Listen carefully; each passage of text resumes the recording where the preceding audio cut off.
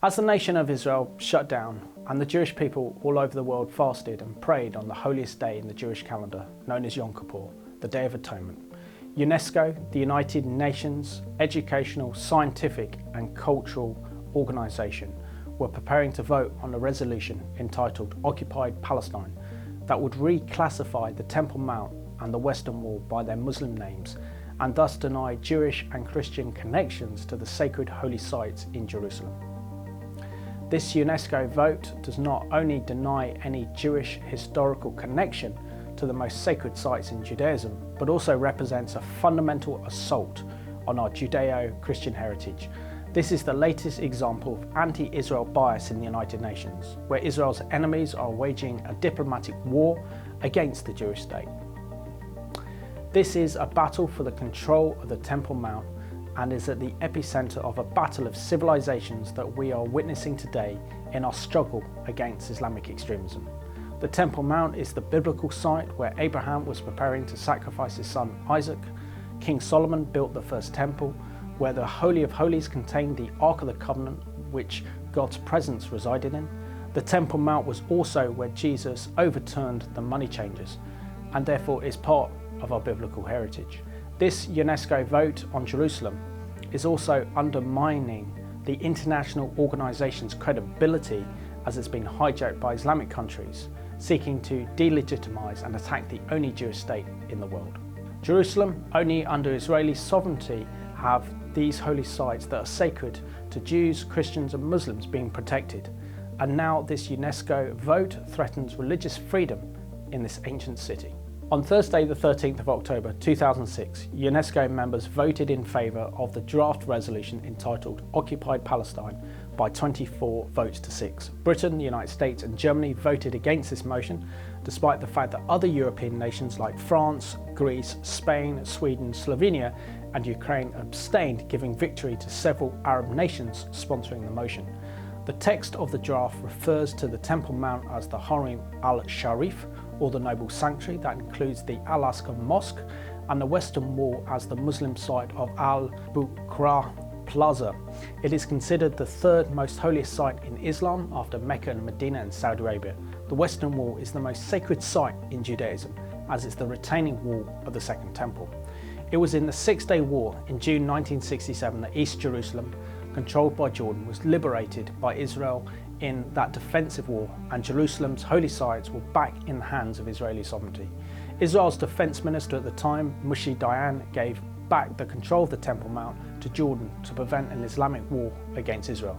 Since June 1967, Israel has provided religious access to all the holy sites in Jerusalem, despite the fact that on many occasions Jewish people are prevented from going up to the Temple Mount to pray.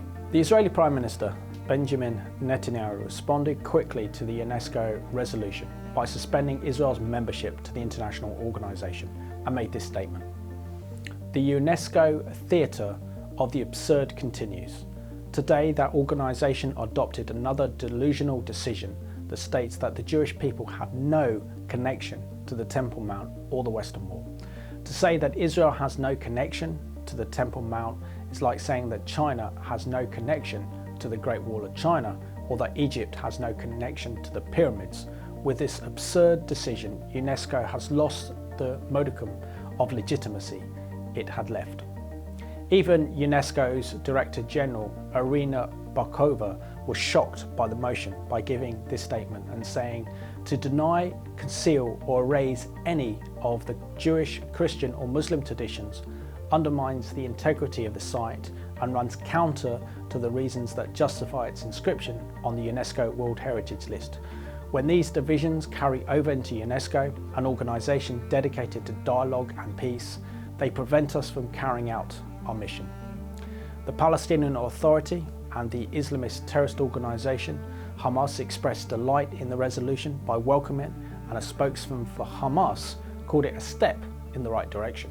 The UNESCO vote represents another battle over Jerusalem and the Temple Mount, as back in the summer of 2014, after Israel's war against the Islamist terrorist organisation Hamas in Gaza, after it launched rockets and missiles into Israel, Hamas and the Muslim Brotherhood responded by launching a wave of knife attacks and also attempted to start a violent confrontation on the Temple Mount against Israeli security forces in an attempt to ignite an Islamic holy war against Israel. Palestinian militants launched fireworks from the Al-Aqsa Mosque and were baiting the Israeli police to storm the mosque in order to ignite Muslim public opinion around the world against Israel, with the usual false claims that Al-Aqsa Mosque is under threat. This footage shows that these Palestinian militants do not care about the so-called sacredness of the Al-Aqsa Mosque, as if they were prepared to set it on fire in order to create a conflict with Israel.